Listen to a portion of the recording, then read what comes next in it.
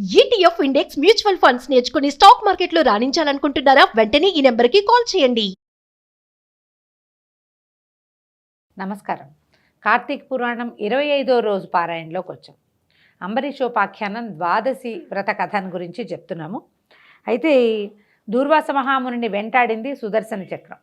ఆ ప్రాణభయంతో దూర్వాసుడు దేవతలందరినీ చూసి వాళ్ళెవరి వల్ల కాదని మహావిష్ణువు దగ్గరికి వెళ్తే ఆయన, నువ్వు పెట్టిన శాపాన్ని 10 జన్మలు నేనే స్వీకరిస్తాను, భక్తుల కోసం నేను ఇలాంటిది చేస్తానని చెప్పి నిన్ను రక్షించగలిగిన వాడు కేవలం అంబరీషుడే తప్ప మరొకడు కాడని, చక్రాన్ని నేను కూడా ఉపసంహరించలేను, ఎందుకంటే భక్తుల సంరక్షణార్థము ఆజ్ఞాపించాను ఇది వరకు ఎప్పుడో.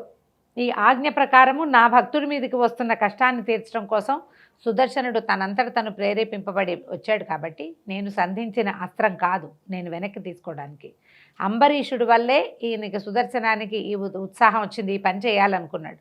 కాబట్టి నువ్వు అంబరీషుడినే ప్రార్థించు, అతనే నిన్ను ఇందు నుంచి రక్షించగలడు అని సెలవిచ్చిన తర్వాత ఏం చేశాడు ఈయన? దూర్వాసుడు బయలుదేరాడు. దీనికి చెప్తున్నారు చూడండి, భగవంతుడు భక్తవత్సలుడు, భక్త పరాధీనుడు, కేవలము భక్తుల కోసం మాత్రమే ప్రవర్తిస్తాడట. ఆయన దారిని ఆయన నిశ్శబ్దంగా ఉంటాడు. మన కోరిక మనం ఎంత ఆత్మతోటి కోరుతామో దాన్ని బట్టే ఆయన స్పందిస్తాడు.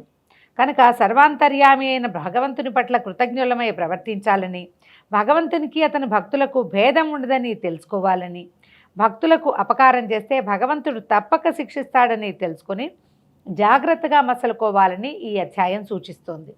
ఇంకా తన కోపమే తన శత్రువు అన్నట్లుగా అంబరీషుని మీద కోపగించుకున్నందుకు సుదర్శనుని కోపాగ్నికి గురి అయిన దూర్వాసుని వల్ల ఏం తెలుసుకోవాలంటే, కోపం పనికి రాదు. ఉత్పాతంగా వచ్చే కోపాన్ని కంట్రోల్ చేసుకోవాలంటే బోలెడన్ని మార్గాలు ఉన్నాయి. అందులో ప్రధానమైన మార్గం సెల్ఫ్ కంట్రోల్. మనల్ని మనం మొదట ఆపుకోవటం. ఇంత కోపం రావడానికి నాకేం హక్కు ఉంది అని ఆలోచించాలి. దూర్వాసుడు కనుక ఆలోచన చేస్తుంటే అసలు ఈ కథ వినేవాళ్ళమే కాదు మనం. ఎంతటి మహర్షి అయినా కోప సుదుర్జయ శత్రు, అంటే శత్రు జయించలేని శత్రువు కోపం.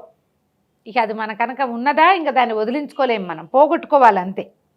కాబట్టి ఈ బయట శత్రువులు ఎదుర్కోగలడు, కానీ తన లోపల ఉండేటువంటి జయింపశక్యంగాని కోపాన్ని జయించగలిగే శక్తి సామర్థ్యాలని కేవలము భగవంతుని అనుగ్రహం వల్లనే సాధించాలి. మన మనసు మీద అదుపు భగవంతుడి అనుగ్రహం వల్ల కలుగుతుంది. అందుకని భగవత్ ప్రార్థన వల్ల మనం ఈ కామక్రోధ లోభమోహ మదమాత్సర్యాలుగా చెప్పబడేటువంటి అంతఃశత్రువుల్ని, అరిషడ్వర్గాన్ని జయించగలుగుతాం. కామాన్ని జయించినా కోపాన్ని జయించలేని వాళ్ళు చాలామంది ఉంటారు. అందులో ఇన్ని కామాన్ని జయించినటువంటి దూర్వాస మహాముని కోపాన్ని జయించలేకపోయాడు. క్రోధం చాలా కష్టాలు తెస్తుంది. సరే, అప్పుడు ఏం చేశాడు? అక్కడి నుంచి శ్రీహరి చెప్పాడు, నా తొందరపాటుకి క్షమించమని నన్ను ప్రార్థించి సుదర్శనుని ఉపసంహరించే ఉపాయం ఏదో అంబరీషుడి ద్వారానే నువ్వు తెలుసుకోవాలి, ఇక్కడి నుంచి వెళ్ళిపోమన్నాడు.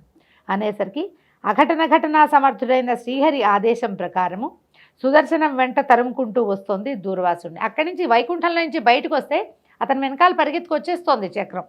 దూర్వాసుడు శ్రీహరి ఆజ్ఞ ప్రకారం అంబరీషుడి దగ్గరికి పరిగెత్తుకుంటూ వెళ్ళాడు. అది చూసి అంబరీషుడు తన వలననే మహర్షికి ప్రాణాపాయం కలుగుతోందని చాలా విచారించాడు. ఇంత పని చేశాను, నా వల్లే ఇది జరిగిందని ఎంతో దుఃఖపడుతున్నాడట. బ్రాహ్మణులకు ఆపద కలిగించడం శ్రేయస్కరం కాదని, ధర్మం కాదని, విప్రుని హింసించేవాడు విప్రుని హింసింపచేసేవాడు బ్రాహ్మణ హంతకులేని ధర్మశాస్త్రాలు చెప్తున్నాయి.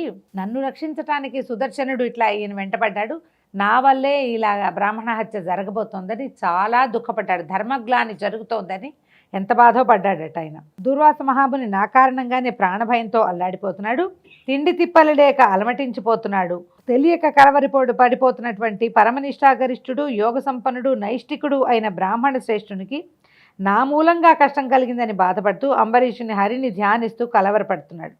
ఆ సమయానికి దూర్వాసుడు అంబరీషుడి దగ్గరకు వచ్చి, శరణు అంబరీష, నువ్వు మాత్రమే నన్ను ఈ సుదర్శన చక్రం బారి నుంచి రక్షించగలిగిన సమర్థుడివి అని ప్రార్థించాడు.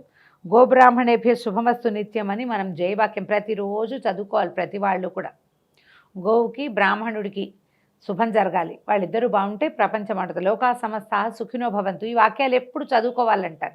ప్రతిరోజు పూజాంతంలో మనం జయవాక్యాలు, శాంతి మంత్రాలు చదువుకుంటాం, అందులో ఈ వాక్యం ఉంటుంది. తనకు అపకారం చేసిన వాడికైనా అపకారం తలపెట్టకూడదన్న చిన్న సుమతి శతక పద్యాన్ని మనకి జ్ఞాపకం చేస్తున్నాడు. ఎప్పుడూ కూడా ఆవిడ మనకి చెడుపు చేసినా వాళ్ళకి మనం చెడు చేయకూడదు. గోవులు బ్రాహ్మణులు నిత్యం అందరి చేత రక్షింపబడాలి అనేది ఆలోచించుకుని ఈ దూర్వాసుడు బతిమలాడాడు కదా, నన్ను వదిలిపెట్టి నాకున్న గౌరవభావంతో నువ్వు ద్వాదశ పారణకి రమ్మన్నావు, నీకు కాలాతిక్రమణ చేసి నీ వ్రతభంగం అయ్యే విధంగా నేను ప్రవర్తించాను, నిన్ను అనేక విధాలుగా నిందించి శపించాను, దానివల్లే నా ప్రాణాలకు ఉపద్రవం తెచ్చుకున్నాను, శ్రీహరి విడిచినటువంటి సుదర్శనం నన్ను తురుముకుంటూ నా వెనకాలే వస్తోంది, నన్ను తుదముట్టించందే ఆ సుదర్శనం శాంతించేలాగా లేదు, చేసేది లేక వైకుంఠానికి వెళ్ళి శ్రీహరిని ప్రార్థించాను, సుదర్శనాన్ని ఆపగలిగే సత్తువ ఉన్నవాడు కేవలము అంబరీషుడే కానీ నేను కాదని సాక్షాత్తు వైకుంఠవాసుడే సెలవిచ్చాడు, ఆయనే నన్ను నీ దగ్గరికి పంపించాడు కనుక నన్ను రక్షించమని పరిపరి విధాలుగా అంబరీషుణ్ణి ప్రార్థించాడు. అప్పుడు వెంటనే అంబరీషుడు సుదర్శన చక్రానికి నమస్కరించి తెలుసో తెలియకో కోపావేశంతో దూర్వాస మహర్షి తొందరపడ్డాడు, వరదుడైనటువంటి శ్రీహరి అది చూసి సహించలేక నిన్ను పంపించాడు, పూజనీయుడైన దూర్వాసుడు పశ్చాత్తాపంతో కూడిన మనసు కలవాడే మిక్కిలి పరితపిస్తున్నాడు, అందువలన ఈ మహర్షిని మన్నించు, ఒకవేళ కర్తవ్యముని పాలించటమే నీ లక్ష్యమైతే అతని బదులుగా అంటే సంధింపబడ్డాను, కర్తవ్య చేయవలసిందే, ఎవరో ఒకరిని సంహరించాలంటే దూర్వాస మహాముని బదులు నన్ను సంహరించు, 14 లోకాలు ఏకమై ఒకేసారి వచ్చినా నిన్నేమీ చేయలేరు, ఇంకెవరు నిన్ను ఆపగలిగే వాళ్ళు లేరు, నన్ను మన్నించు, శరణు వేడిన వాళ్ళని కాపాడటం ధర్మం, ముందు నా పట్ల ఏ విధంగా ప్రవర్తించినా ఇప్పుడు తెలివి తెచ్చుకున్నాడు, పశ్చాత్తాపాన్ని పొంది నన్ను రక్షించమని శరణు వేడుతున్నాడు, నువ్వు శ్రీమన్నారాయణుని ఆయుధానివి, నేనేమో ఆ శ్రీమన్నారాయణుని భక్తుణ్ణి, ఆ మహనీయుని రక్షించటం మనం చేయవలసిన పని, నీకు నీ స్వామి చెప్పిన ప్రకారం అతన్ని చంపటం అనేది చేయదగిన పని అవుతుందేమో కానీ నా ద్వారా శరణు పొందాలి అన్నది శ్రీహరి యొక్క ఆలోచన, కనుక శ్రీహరి మనసులోని ఆలోచన ప్రకారం అతని ప్రాణభిక్ష పెట్టు అని అంబరీషుడు అనేక విధాలుగా ప్రార్థించాడు సుదర్శనుని. కానీ సుదర్శనుని మనసు శాంతించలేదు, దూర్వాసుని వదిలిపెట్టడానికి ఇష్టపడినట్టు అనిపించలేదు. విచిత్రం చూడండి, ఎవరిని రక్షించటానికి సంధింపబడిందో అంటే భక్తుడిని రక్షించడానికి సంధింపబడిన సుదర్శనము ఆ భక్తుని మాటకి కూడా లొంగట్లేదు, ఎంత బతిమలాడినా ఆగటలేదట, చక్రం అలా తిరుగుతూనే ఉంది, నిప్పురవ్వలు వస్తున్నాయి అందులో ఇంచి. ఇప్పుడు ఇలాంటి సందర్భం మనం ఇంకా ఏ కథల్లోనూ చూడండి, ప్రత్యేకంగా ఈ అంబరీషుని వ్రత కథలోనే కనపడుతుంది. భగవంతుని చేత ఆయన స్వయంగా ఇవాళ వదిలిపెట్టింది కాదు, ఈరోజు సంధించింది దాని బలం పోగొట్టుకోదు, దాని శక్తిని వదిలిపెట్టదు, ఏనాడో చెప్పబడింది ఆజ్ఞాపించబడినటువంటి సుదర్శన ఆయుధము అంటే భగవంతుని యొక్క 5 ఆయుధాల్లో ప్రధానమైన ఆయుధం ఇట్లా భక్తుడిని రక్షించడానికి రావటం. ఆ తర్వాత అతను అడిగినా కూడా చక్రం ఏ రకంగానూ లొంగలేదట, సుదర్శనుడు అలా తిరుగుతూనే ఉన్నాడట.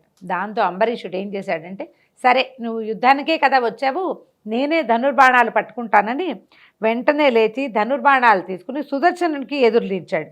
నా ప్రార్థన నిన్ను అంగీకరించకపోతే నీతో యుద్ధం చేసైనా సరే దూర్వాసుని రక్షిస్తాను, బ్రాహ్మణ్ణి చంపడం తప్పదంటావా, నాతో యుద్ధానికి సిద్ధంగా ఉండు, నువ్వు శత్రువులకి లొంగని ఆయుధాన్ని నువ్వు శత్రువుకి ఎప్పుడో ఒకప్పుడు లొంగవలసిందే, ముందు నన్ను చంపి తర్వాత దూర్వాసుని చంపుదు కానీ, అంతేగాని నేను బతికి ఉండగా దూర్వాస మహర్షిని నువ్వేం చేయలేవు, నేను నీతో యుద్ధం చేసి తీరుతానని చెప్పేసి ఈయన యుద్ధానికే సిద్ధపడ్డాడట.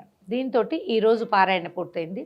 రేపటి పారాయణలో మనం తెలుసుకుందాం ఏం జరగబోతోందో. అంతవరకు సెలవు. నమస్కారం.